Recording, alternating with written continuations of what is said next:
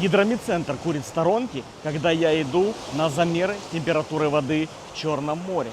И только у меня есть специальный прибор по замеру именно морской воды. Итак, замеряем. Водичка сегодня прозрачная, медуз нету, волны небольшие. Что по рыбакам? Есть рыбаки у нас и на одном пирсе, и на втором.